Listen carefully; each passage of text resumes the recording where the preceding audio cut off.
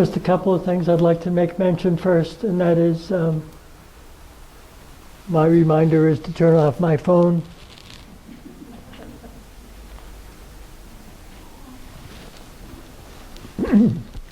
I would like to thank the Lexington Veterans Association and all of you who have taken the time to come here today, and in particular my wife Karen, who's helped me nurse through this stroke. Thank you very much, everybody. What I'm going to show you today is a DVD produced by the Japanese and shown nationwide in Japan on the 8th of August, 2004. And how the DVD came about was that a Japanese civilian had written an email to the website of the USS Underhill, which was set up by one of the former shipmates and his son. It's USSUnderhill.org. And that gives the official version of what happened to the Underhill the day it was sunk on the 24th of July, 1945. The version you're going to hear from the Japanese is going to be very different. And I put some things over here for those of you who'd like to look. I've got the official listing of the official story by the Naval Institute in a book. I also have my father's Purple Heart signed by Harry Truman over there. And the Purple Heart itself is there. The website received an email from a gentleman by the name of Masami Ono. And Masami Ono said, "My uncle sank the Underhill," which sent shockwaves through those who read the email, because that wasn't their version of what really happened that day. That is, the American version is quite different. And with that, I said to Roger Crum, who was the man who set up the Underhill website, "Please give me the contact information because I'm going back to Tokyo in another week," whereas I was living and working in Tokyo for about a year. And I was invited by Masami to his family's home in Hitachi, which is up not too far from Fukushima. And with that, the Japanese press got wind of the story and they jumped all over it. And not only did the Japanese press come to the luncheon at Masami Ono's family's home, but they did a story about the young man who sank the Underhill. They came to Lexington and interviewed me at my home on Grant Street, where I used to live. I then took the DVD to Annapolis to play the DVD for the survivors and their families. And I can be quite candid with you and say that not all of the survivors were pleased with the story, and some weren't pleased the fact that there were even Japanese in the room. So it was a somewhat difficult session. You're going to see in the DVD it has English subtitles. And I'm going to donate a copy to the library when we're through. The name of the young man who sank the Underhill was in a weapon called the chiton. And the chiton was a weapon very few people understand and or know about. Although I met a gentleman today who said he had an uncle whose ship was hit by a chiton. And the chiton was a Type 93 torpedo used by the Japanese, which was one of their most effective weapons. And a chiton is a man inserted inside a torpedo, if you can imagine. He then maneuvers close to his target and then proceeds to crash into it. The chiton was, in Japanese terms, the most powerful weapon of its kind in the day. It was before the A-bomb. And it was roughly 6 to 8 tons of TNT, large enough to sink stationary battleships, aircraft carriers, and cruisers. It was built large enough to sink the Yamato, which was the Japanese battleship, the largest ship afloat at the time. Bob, if we can play the DVD.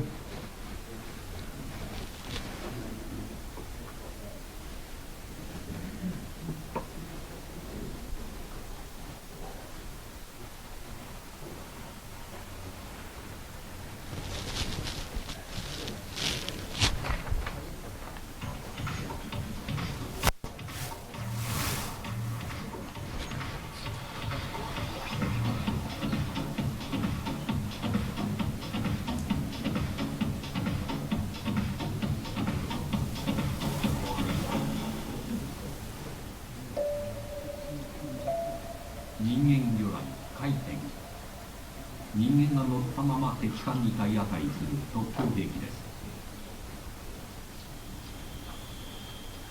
太平洋戦争末期、悪化する戦局を挽回しようと日本海軍が開発しました。先端におよそ 1.5 トンの爆薬をつけ、55キロの速度で突入します。全長およそ15メートル、操縦席の高さはわずか1メートルで、魚雷を改造した回転には脱出装置はついていませんでした。この人間魚雷で145人の若者が散っていきました。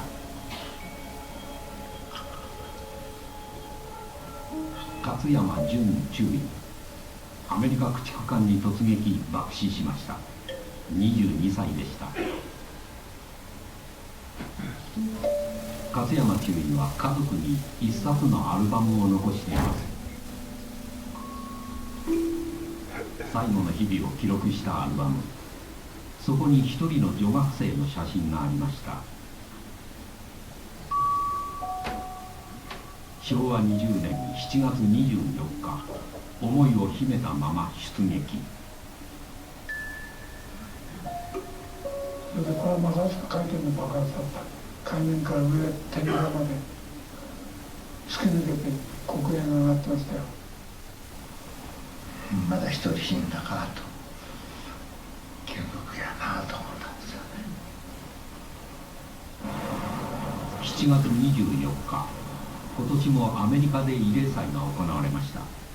勝山さんの人間魚雷に撃沈された駆逐艦の慰霊祭です。The letter that I'm about to read was sent to you by the Katsuyama family. Jun Katsuyama is the Kaiten pilot who was killed at the age of 21. 人間魚雷に散った命、奪われた命、残された人々が語り始めます。茨城県中町、人間魚雷回転の特攻隊員勝山淳さんのふるさとです。中学6年卒業してね、帰ってきましたけど、教官が後ろに乗ったって言ったから。勉強家で負けず嫌い、小学中学と優秀な成績でした。兄に連れて行ってもらった海を弟の忠夫さんは忘れられません。初めて海を見て、それで当日は非常に天気が良くてですね、水平線とこの要するに海と空の境が分かんないんですね。それであれが水平線だよだということで教えてもらったことはですね、それが印象のです。その言葉。昭和16年12月1日、勝山さんは水戸中学校を卒業して海軍兵学校に入校します。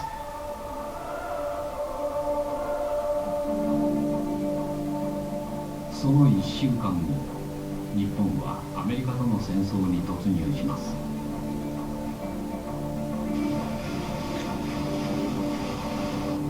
3年後の昭和19年9月、勝山さんは特攻隊員として山口県大津島に赴任します。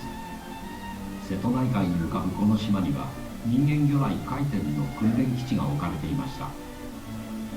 20歳前後の若者が全国から集められ、突撃に向けての訓練を受けました。国を守るためには自分の命も捨てる。悪化する戦局の中で勝山さんたちに国の命運が委ねられます。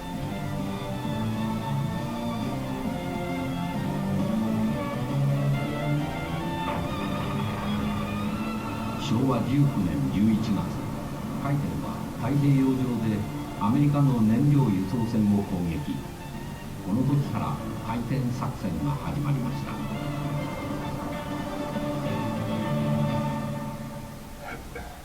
回転は日本海軍の技術を結集して作られた特攻兵器でした。人間が乗ったまま敵艦に突入。ひとたび発進すると戻ってくることはありませんでした。川崎晴美さんもまた回転の搭乗員として訓練を受けていました。この外側に1メートルのものをかぶせた形になるわけね。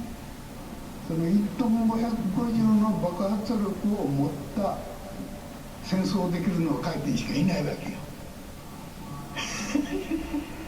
後にも先にも。だから戦艦やっつけてこいって言われてもこれだったら沈められるけど他のもんではできないわ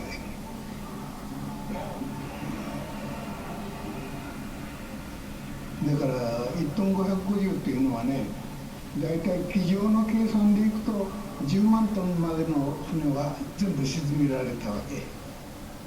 これは世界最大って言った大和が7万8000トンだから全ての艦船は沈められたということになるね。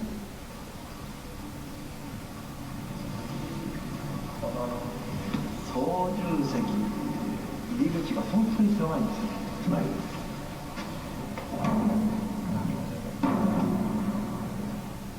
中へ入ってこれで閉めるんです。これがこの爪が遠い感じでね。一番最初になった時はとにかくもう怖いっていうのが半分だね。というのは中の機械どの機械を見ても信用できないわけよ、最初だから。もしこれが狂ってたらどうなるだろうかっていうことばっかりだから無事に帰ってきてやれやれということで安心するだけでね。だからそれまではもう本当何が来るかどうなるか分かんないから。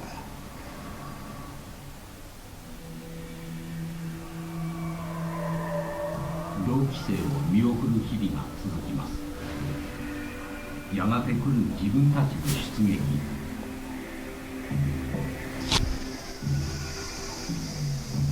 魚雷の発射試験場が訓練基地に利用されました。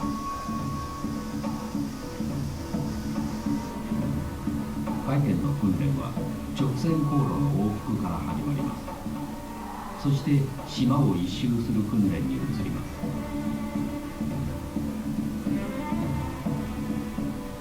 一度潜ると外を確認する術はありません。事故も少なくありませんでした。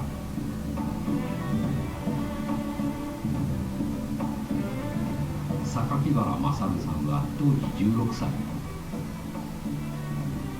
勝山さんの部下で通信員として回転の訓練に参加していました。で最後は潜水艦に積んで潜水艦発射をやるわけです。その時はもう出撃が決まってると。で別のところに皆さんがそれ出撃するたら多聞隊の多聞隊で5人か5人6人6人がそこで生活一緒に作るというような状態。神さんの部屋と言ってましたけどね、いい神さんの部屋。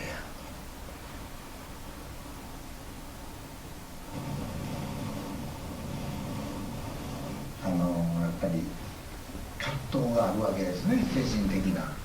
それ軍とされて山入って今日島の出側へそれ来るとバチャーンバチャーンって切りよるんです。これも歩いてますよ。やっぱり死にたくないと思うんでしょうけど、みんな幸せ顔してますよね。気を抜くほんま耳二重ぐらいですよ。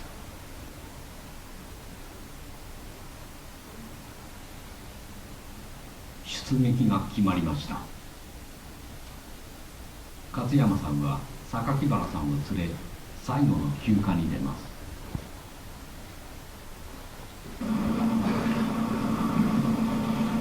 広島県呉。海軍の施設が置かれた当時東洋一の軍港でした。勝山さんが向かったのは海軍兵学校卒業後寝泊まりさせてもらっていた黒川家でした。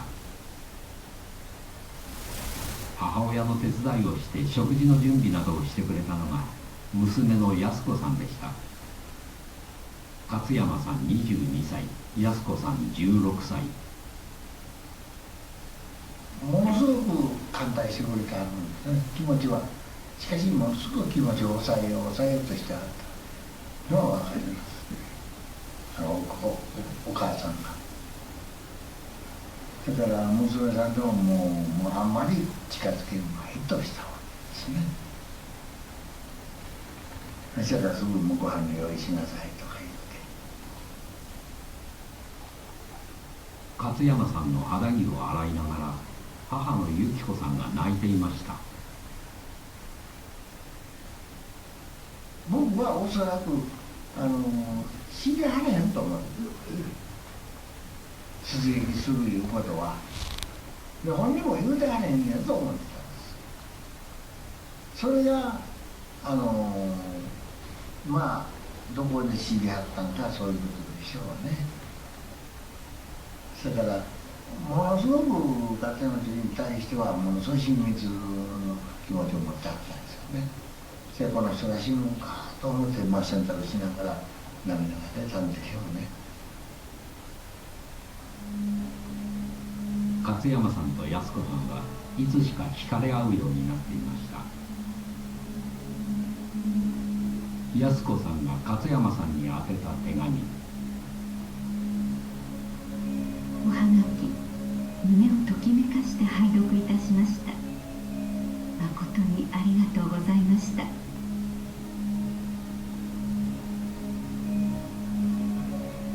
今からあなたのマスコットを真心込めてお作りいたします。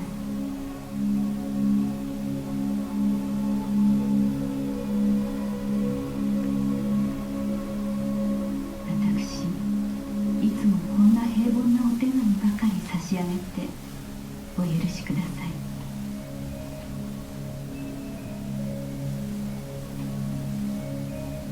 い。いざ書くとなると胸が詰まって何も書けないのです。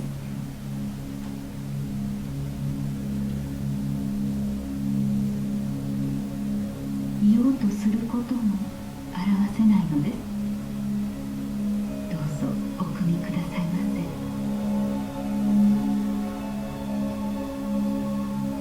愛する我が兄上様。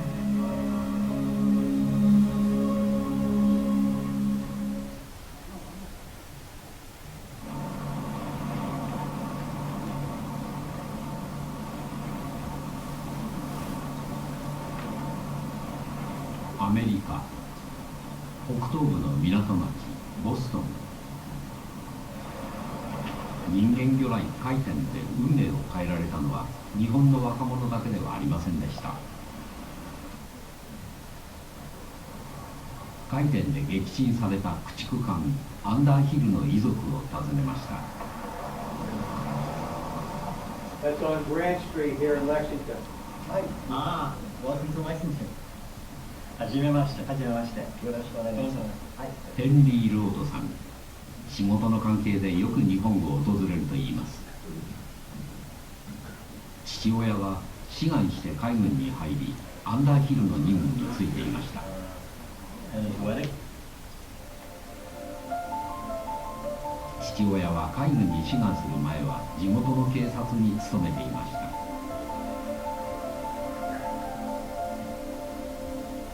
母のエビリーさんとは16歳の時出会いました。初恋でした。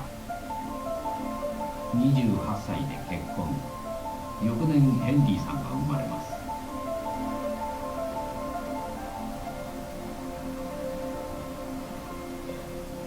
ボストン郊外にあるこの家で一家は幸せな日々を送ります。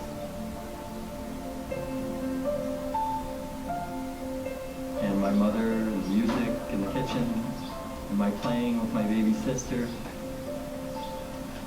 and can remember, I think I remember my father coming home in the evening wearing his uniform.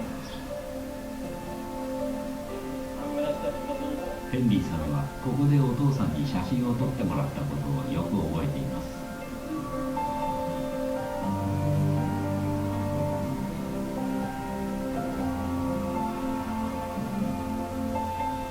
ヘンリーさんが2歳の時、父親は会議に志願します。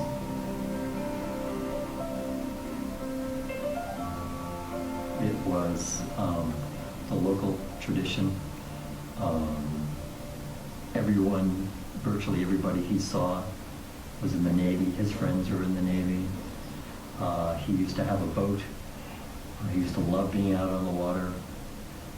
And the marine tradition, I think, was deep in his soul.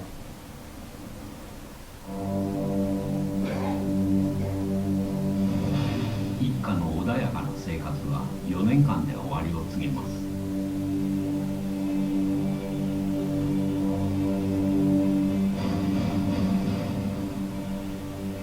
アメリカ太平洋艦隊所属の駆逐艦アンダーヒル。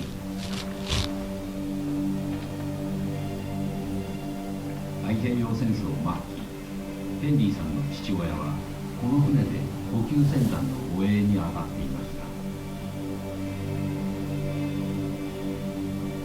Underhill was in that region in July 1945 as escort for a convoy of tank landing ships and a refrigerated store ship, and she was on her way to the Philippines. And the troops on board the LSTs were all Army troops from the Army's 96th Division. They're being rotated back to the Philippines to rest camps after the Okinawa campaign. そのアンダーヒルが台湾と沖縄の間に差し掛かった頃、日本の潜水艦が忍び寄ります。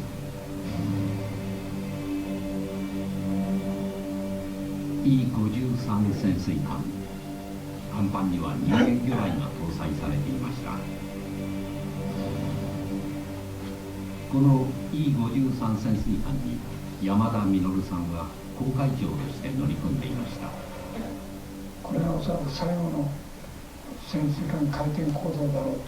次は結合作戦として潜水艦ももう油がないから動けないということで、頭に魚雷の代わりに火薬を積んで、それでぶつかるということで、そういうことでもう内定してますから、だから絶対に今度は回転を離してからね、帰ってこないと結合作戦に間に合わないと。で結合作戦でその勝つか負けるかで、日本の将来が決まるんだということで。勝山さんに出撃の命令が下ります。昭和20年7月14日、大津島の基地を出撃。終戦の1ヶ月前でした。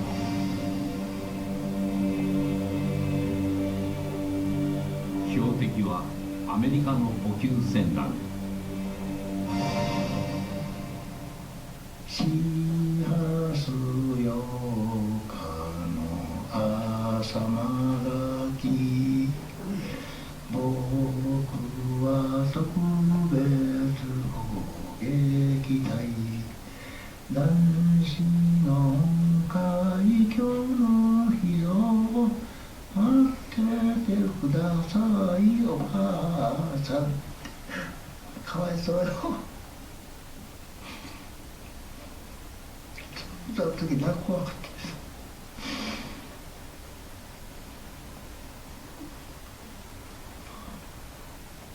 沖縄に補給する弾薬あるいは洋流等がレイテから輸送してその船団を狙えると。勝山さんは大津島出撃から敵艦に突入するまでの10日間、潜水艦の中で航海日誌を書いています。そこには特攻に流行る気持ちが綴られていました。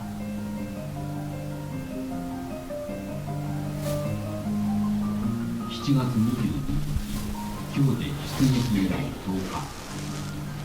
未だ幸運に恵まれずして見参の機を得ず。大変が心配だ。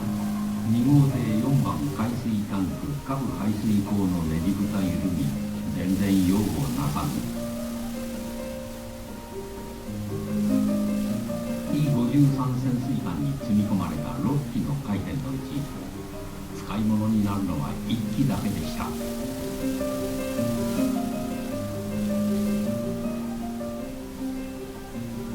故障で発進しなかったっていう例はもう数ありますよ。もう53型モンターの時も2機はこれも故障で出れなかったですね。7月24日、ヘンリーさんの父親が乗り込んだアメリカ駆逐艦アンダーヒルは補給船団を護衛してレイテに向かっていました。午後2時、勝山さんの乗った E53 潜水艦はこの補給船団を発見します。勝山さんはすぐに回転での出撃を志願しました。そして40分後、それで普通の時間と違ってですね、意外に早く2、30分で爆発音が来たと思うんですね。それでこれはまさしく回転の爆発だった。それでね、艦長は思いしてあれあげたんですよ、僕が。小林を見てるよって客で、ちょっと前だと。でそうこう言えばその分かるように見せてくれた。そしたら潜望鏡の接眼レンズのですね、下に3分の1が海面です。海面から上天井まで突き抜けて黒煙が上がってましたよ。まだ一人死んだかと見学やなと思ったんですよ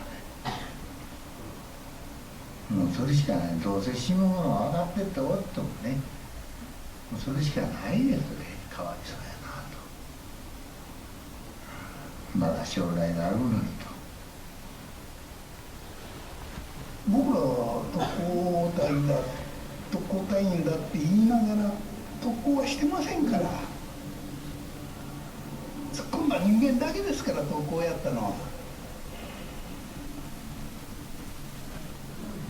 だから我々がいくらその特攻隊の心情をしゃべるって言っても嘘ですよ。やってないんだから。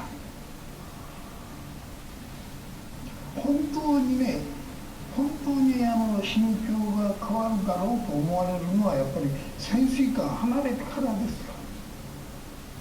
潜水艦離れて自分が突っ込んでいくときに時間がありますよ。その時間の中に何を考えるか何を思い出すかっていうのは随分変わる。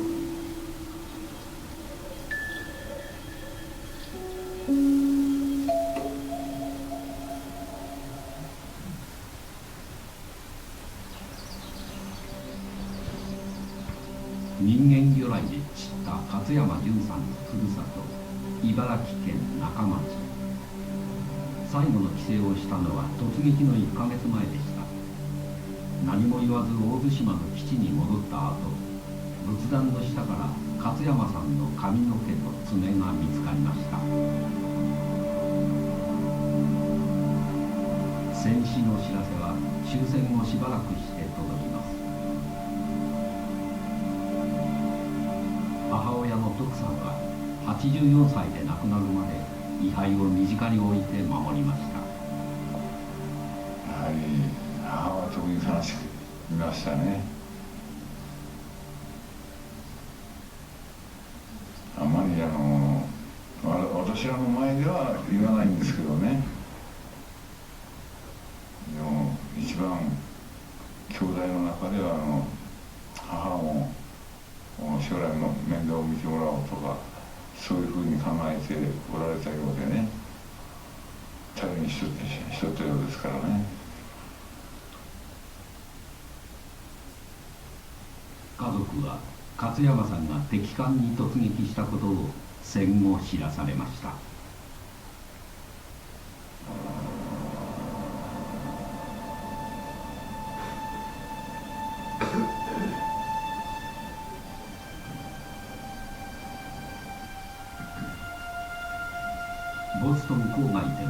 身内の帰りを待っている家族がいました。ヘンリー・ロードさんと母親のエミリーさんです。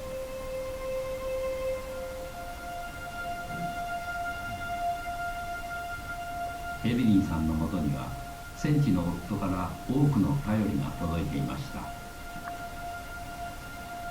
新しい土地で家族揃って生活をしたい。そこには戦争が終わってからの暮らしの夢が綴られていました。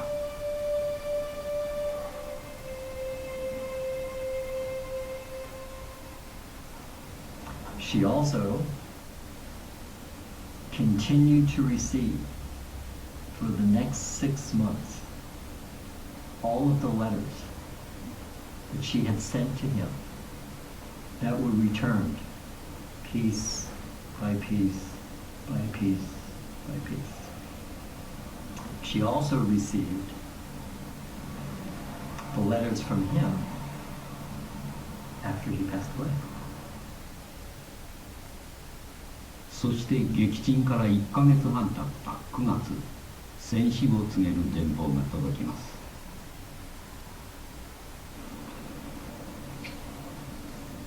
Dear Mrs. Lord, this is September 8, 1945, 1:24 in the afternoon.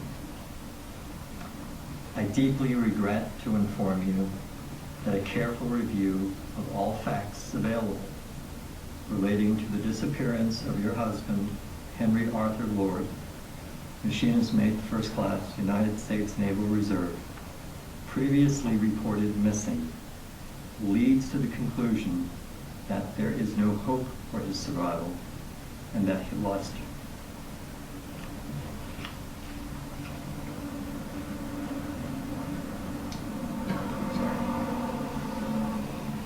There is no hope for his survival, and that he lost his life as a result of any enemy action on 24 July, 1945. I've read this in 50 years.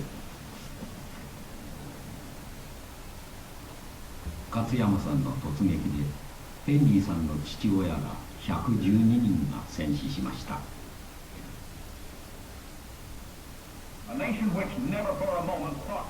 昭和20年8月15日終戦。勝山さんの人間魚雷がアンダーヒルを撃沈したわずか3週間後のことです。戦争は終わりました。しかし戦争は勝った側からも負けた側からも多くのものを奪い去りました。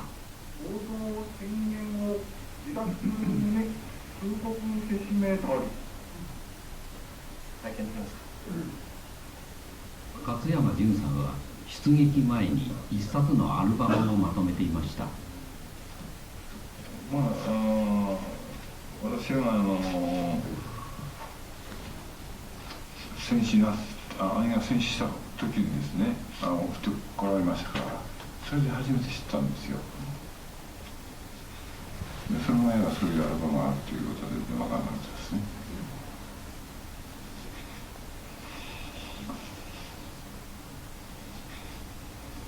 これは安子さんのお母さんですね。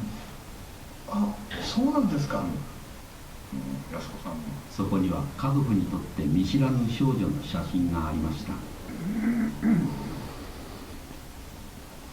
下宿かなんかの特に親しい中のご相談じゃないかと、ご活動じゃないかというようにそういうふうに言ってましたね。写真は勝山さんが手紙をやり取りしていた安子さんでした。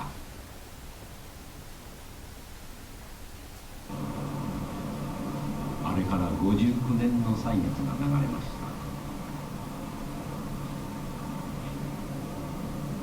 勝山さんがどういう思いでアルバムに安子さんの写真を貼っていたのか。広島県呉市に安子さんを訪ねました。戦後の混乱で安子さんは勝山さん一家と連絡が取れなくなっていました。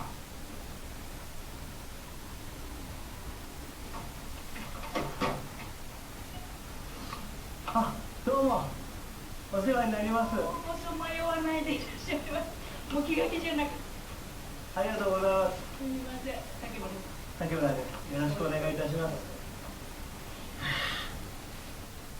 いやね、もう少しこうにこやかにゆとりのある顔してりゃいいのにね。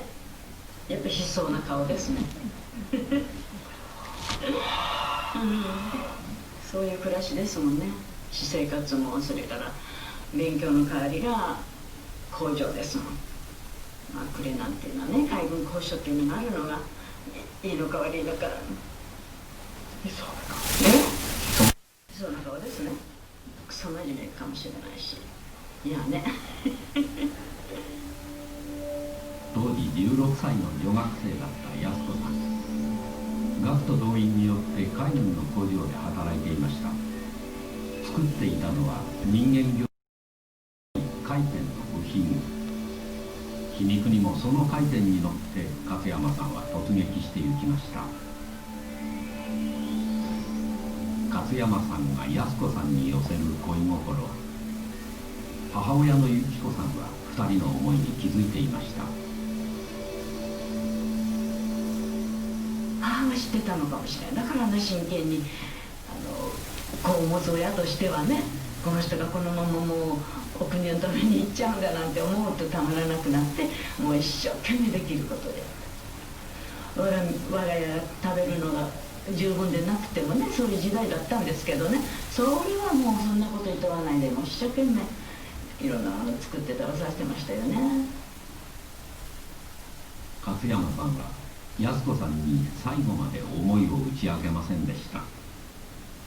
で向こうは私には言わなかったっていうことはね、せめて罪も作らない、私に負担をかけないっていう思いが終わりだったんかなと。まあ推測の域出ませんけども、でもどうしようもないですよね。行っちゃう人をかけるわけいかないしね。勝山さんが出撃した後、安子さんは広島の専門学校に進学します。その広島がさらに安子さんの運命を翻弄します。専門学校の1年生で4月からもう行けたはずなの。3月で卒業してるの、県庁は。だけど卒業させてもらえなくて動員を続けろで続けました。で7月の末に受かった者は行っていい解けたんですよ。わざわざそれで1週間通って原爆にあった。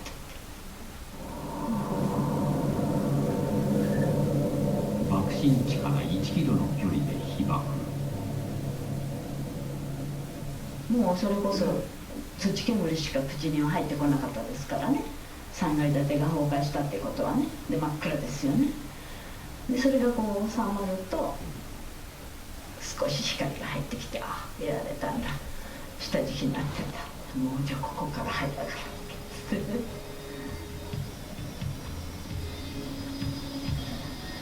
呉の家にたどり着いたのはその日の夕方でした。もう帰り血が浴びてんだから同居してるところの女の子が「来るから姉ちゃん帰ってきたよ」言うてね。親はもうダメだと思って翌日スコップに乗って掘りに行くつもりだった、ね、そこへ帰ってきた。真ん中にもうね、もうしびれてしまってあんまり覚えてないですね、その後は。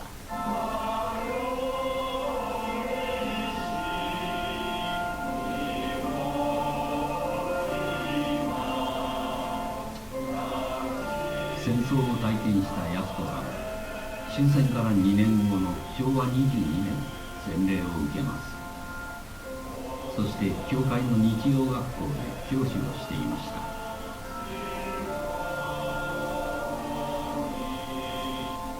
終戦後一人の男性と出会いました。しかし被爆体験は結婚にも影響を及ぼしました。だから結婚の時は大変でした、やっぱり。友達でもみんな隠したまんまで言わないままで結婚したっていう人いますからね、だけども私の場合は主人には知ってましたから言いました。そしたらやっぱり本家筋は「なんでそんな人もらわにならん」って言ったらしい。やっぱりイベントとかそういうふうなことしかね伝わってませんでしたから。だからそれは主人が説明して相手が納得したかどうか主人がそれをなんとかクリアしたんですけどね。2人の子供と3人の孫に恵まれました。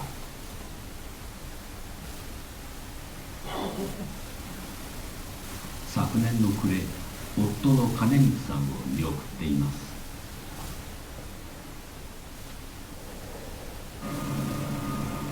アルバムの女学生安子さんが59年ぶりに勝山さんのふるさとを訪ねることにしました。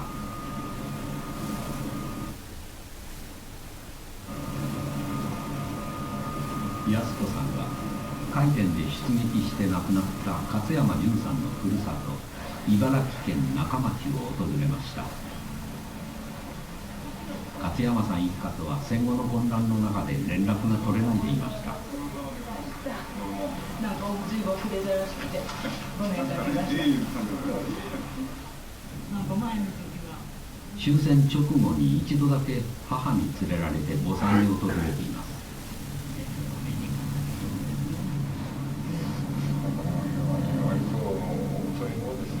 そうかもしれませんね。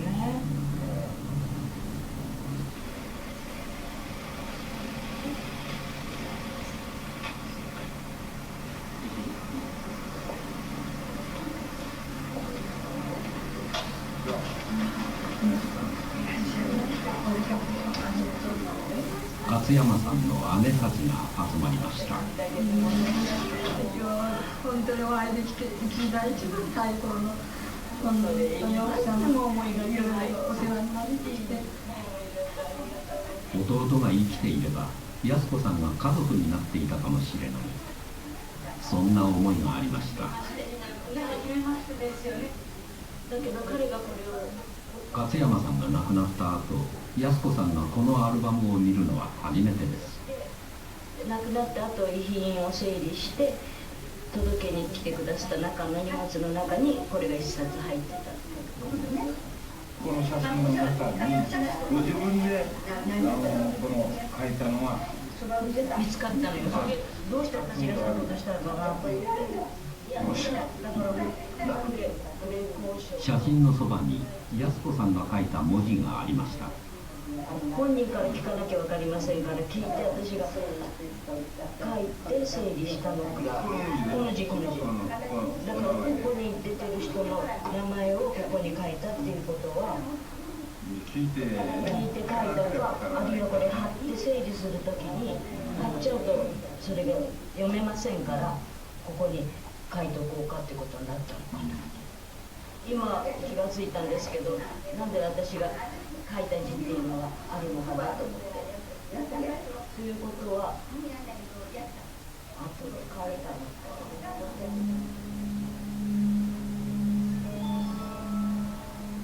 安子さんが勝山さんと一緒にアルバムを整理していたのです。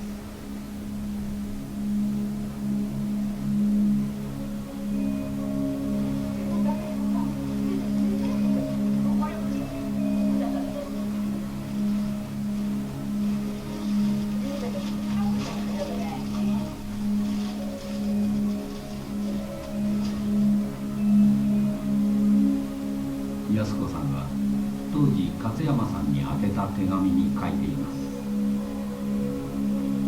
あなたを兄と呼ばせていただきながら何一つとしてお心をお満たしすることができ心もとなく思っておりま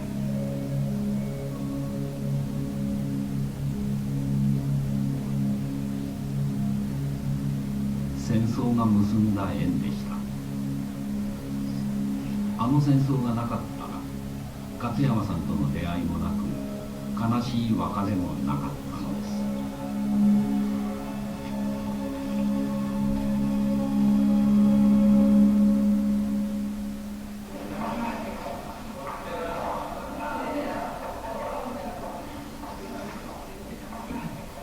勝山さんの突撃で撃沈された駆逐艦アンダーヒルの遺族が集まりました。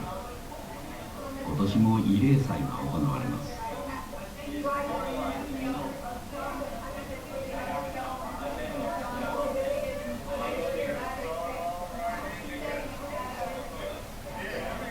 戦後59年、遺族は今も失った肉親の写真を持ち寄ります。彼女は父親を亡くしました。ヘンリーさんも同じ境遇です。I don't know who these guys are. And then these were just some pictures that he took. Yeah, he died Underhill. I mean, he died that day. Okay. And family man? Very good. He had 4 daughters. And he liked to fish and hunt. Enjoyed going with him. 胸のリボンは遺族の印です。アンダーヒルの名前が入った T シャツや帽子を身につけて集まります。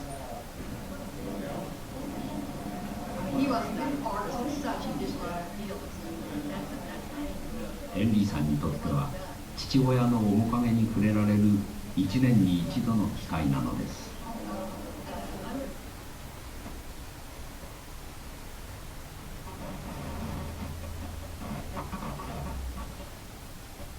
軍士官学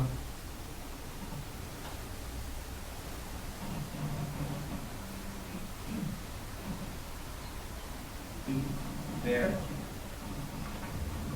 Ralph. Let's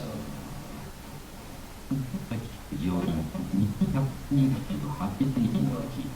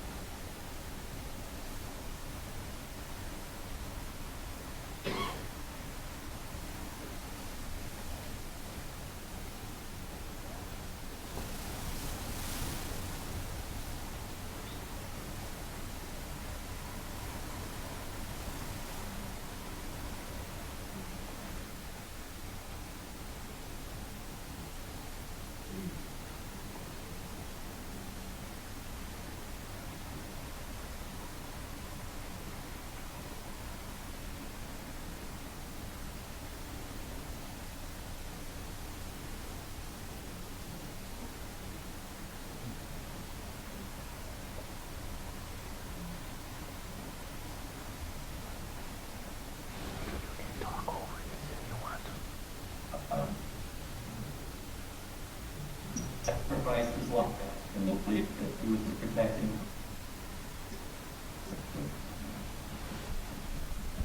We asked to join us.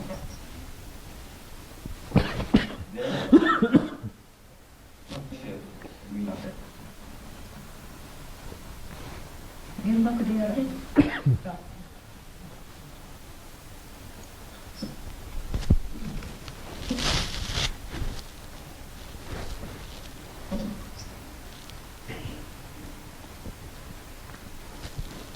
それとに起こったという個人そう起こらなかったですね。幸いに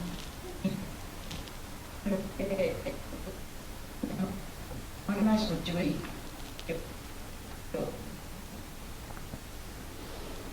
ねえ。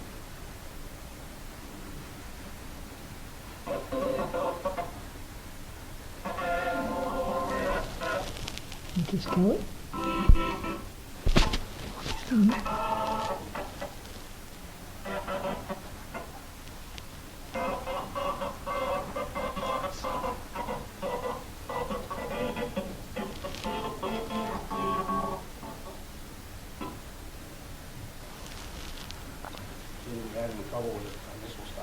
Yes, I apologize for the technical problems at the end. But I went to Annapolis to do a presentation of the DVD and other things that I found out about the 24th of July, 1945.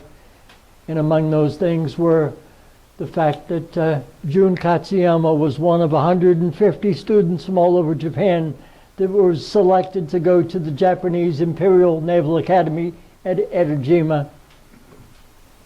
He was one of their best and brightest young people.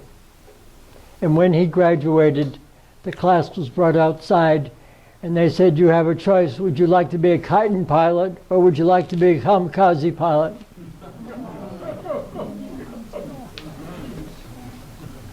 And I also wanted to make mention that, just a minute.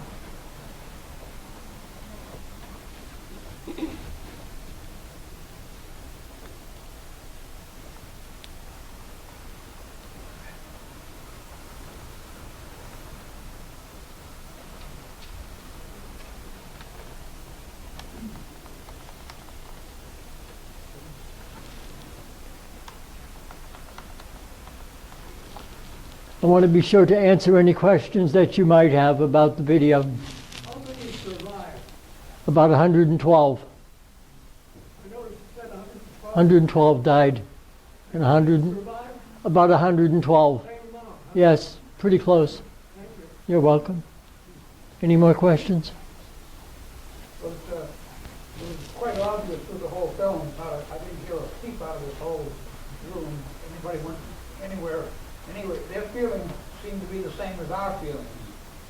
Their sentiments were the same as our feelings at that particular time. Are you surprised at that? Absolutely not.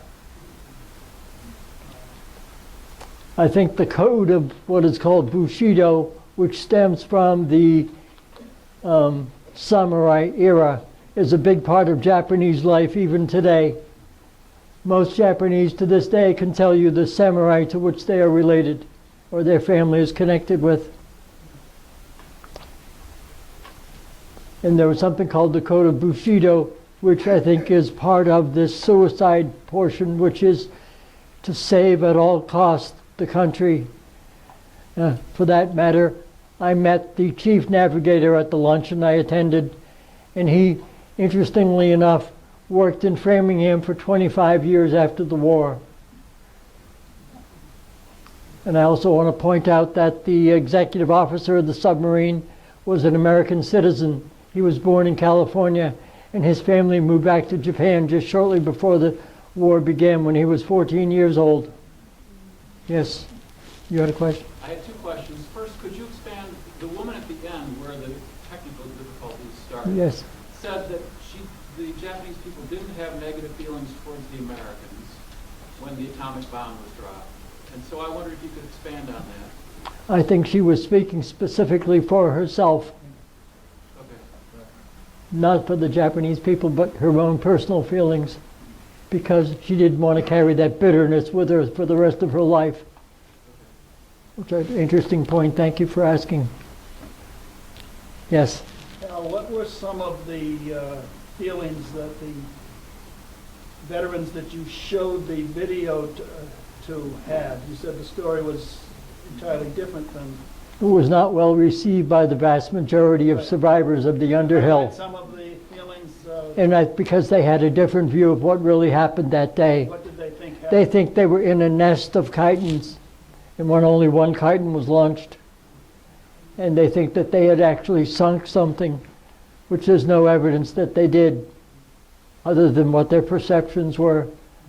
And in the heat of battle, I'm not surprised that that exists. Is that why there's a discrepancy in the two versions, Hal, the Japanese and the American, when you mentioned that earlier? I think so. When I made the connection to be connected with Masami Ono, who initiated the original email to the website, Roger Crum asked me 3 very specific questions. He wanted to know how many Kitons were launched, which is part of the American perception. And there was also a Japanese plane that was spotted on the horizon. They wanted to know what the role was of that Japanese plane. And there was also a mine that was floating nearby. And was that part of the tactics of the submarine? The answer to the Kitons was only one was launched. Those Kitons were primarily built by high school students, not technicians, and they had terrible problems, including one of the Kiton pilots on the I-53, the Japanese sub, passed out from the fumes inside the cockpit. And the plane, the chief navigator told me, had nothing to do. They didn't dare communicate with planes at that stage of the war. They were scared to death. And the mine didn't have anything to do with the submarine. That was the route between Okinawa and Leyte Gulf, which was the highway for supplies and people. And I might add, the navigator also told me there was a very unusual experience on board the submarine whereby Jun Katsuyama confronted Captain Oba and said, "You must allow me to fulfill my duty." And Captain Oba of the Japanese submarine didn't want to do it because he thought that the Kitons were so unreliable. He didn't want to reveal his position, and he didn't believe that a Kiton was capable of hitting a moving target. Meanwhile, the Captain Newcomb of the Underhill ordered the Underhill to ram what he thought was a submarine coming in his direction. So it's the confluence of those kinds of events. This Captain Newcomb, his granddaughter told me, was an unusual man in that his son was also a destroyer captain and pulled up alongside them a couple of weeks before the ship was sunk and requested permission to come aboard, and his father said no. This is the same man who so harassed the black steward on board the Underhill that he jumped overboard and committed suicide. And that was told to me by men of the ship and the granddaughter of the captain. So there's a lot of issues. I mean, I think there's also the confrontation between Jun Katsuyama and the captain of the submarine is rather extraordinary, as they were both graduates of the Etajima Imperial Naval Academy and had the navigator. That's the only reason I know that is that the navigator explained that story to me at the luncheon. Otherwise, Katsuyama would never have been launched. So when it's your day. Yes. My name is John Flanagan. I am a childhood friend of Hal's. We went to St. Clements together. And I think there's one fascinating fact that I've always been struck by this. But Hal's father, there is a plaque to him in the police department in Somerville. And he was given quite a memorials ceremony a number of years ago that I attended with Hal. But I was just surprised to hear that in the entire history of the city of Somerville, and at one time it was the most densely populated city in the country during the 40s. There has only been one policeman ever killed, and that was Hal's father. I just always, anyway, that's my 2 cents I wanted to throw in. Thanks, John. I have to say the Department of Somerville Police Department, I believe, recognized the young officer shot in his car at MIT following the Narcan bombing. Interesting. Okay, all right. You're right. Right. I think my father was the only police officer that was killed from the Commonwealth of Massachusetts in World War II, because policemen didn't have to join the service. But he felt compelled to go because everyone was in uniform. And I thought he felt it was important. But thank you, you're right. Yes? To this day, I'm still amazed at the brainwashing that was so effective with the suicide people fought it. And of course, it worries me very much that I see the same thing among the Arabs today and their suicide. I think I would remind you that the code of Bushido in Japan is at the very fiber of much of this, which is the honor that you assume by being a male, that you're obliged to sacrifice yourself for the country if necessary.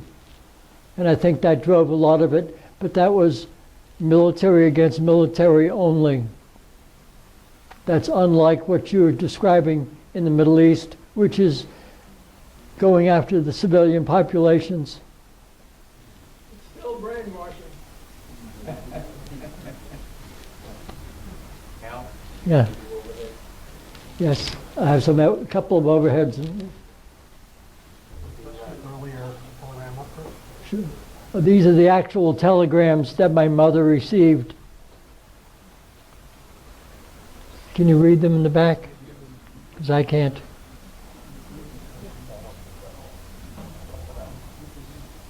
What is the date of that one? That's the missing in action, is it? So that was August 10, as the war was winding down. And then I have the second telegram when the war was over, saying there was no hope of his survival.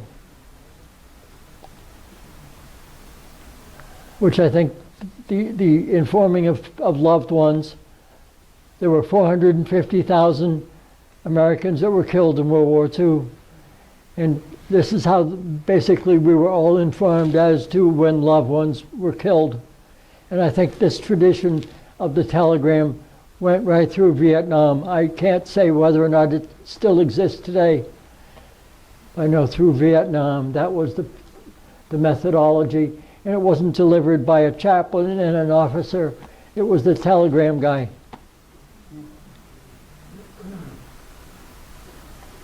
The letters that my mother received were a considerable burden because she kept and I have all of these letters and all the letters that she had sent to him and all the letters he had sent to her arriving back in Somerville at our home that was depicted here long after he had been killed, after we'd been notified. I think that was a constant reminder, and that was, I'm sure other Americans experienced similar kinds of things. Over there. Yes, Question, please. What was the final outcome of the official recorded history of the U.S. Navy in Washington? Did this have an impact? No, this had none whatsoever. This was done after, and I have the book with the official version over here on the table, along with some other things, which is that the Underhill was attacked by and found itself in the midst of a nest of submarines because the chitin wasn't known to exist at the time. And survivors of the Underhill stick to that story today. I believe my sister can verify that. Yeah. Any more questions? It has been about a year and a half since Hal approached us to bring about this presentation, and thank you, Hal. But in the meanwhile, he had this terrible stroke, and he fought like the devil to get this thing to put on you. And I thank you, Hal, for all the. I know it means a great deal to you. It means a great deal to a lot of people. My father, about a month after, I think it was very late August, but it was 6 days between the second atomic bomb and the signing of the peace. And my father, about 2 weeks after that, was going into Tokyo Harbor on the USS Roach, which was a DE-197, and they were going ahead of a hospital ship in case there were mines there, and there was a mine, so that USS Roach was hit, and they lost 6 men. My father was banged up but was not killed. So a lot of memories there. And I was 14 at the time. Does anybody here have memories of that period of time? I know Hal, yes sir, in the back. Okay. Would you share with us? But I do because I live right on Pleasant Street in Lexington. And the thing I remember about the telegram was playing out on the street and then jumped out one afternoon. And there was someone walking down Pleasant Street who didn't look like the other people who walked down Pleasant Street. And the only person who walked down Pleasant Street dressed like that was Mr. Lynham, who was at the end of the street. He walked up in the morning to the banker and walked back at banker time in the afternoon. Other than that, the rest of us looked like different kinds of people. And I was very curious who he was because I didn't know him, so I watched as he went. And he went to the next, walked up the 5 steps to the next house, next to my house. And when Mrs. Narrow opened the door, she wailed because she knew exactly why he was here. And he was delivering a telegram to her. My mother was a public health nurse in town. She said a public health nurse in town. And when she came, I waited for her to come home, and I met her in the driveway, and I said, you must go next door to Mrs. Narrow, something has happened. And she came to me. Thank you. For those of you who may have seen Saving Private Ryan, the only part of that movie that tugged at my heartstrings was when that car came up the road and the officer and the chaplain got out and the mother collapsed the moment she saw them. She knew what was coming, and so did I. Yes. So I can remember, even though I was only 3 years old at the time, I can remember that when my father came home in 1946, he rang the doorbell, and I just remember. You're one of the lucky ones. I was. Any thoughts on, any questions, further thoughts, whatever? Remember our meeting on the Tuesday next month, I think it's the 9th of October. It's about Lexington and World War II. If you want to show anything here or display it, please get a hold of us and we'll do that for you. Thank you for coming. Thank you, Hal. Yes, sir. Frank?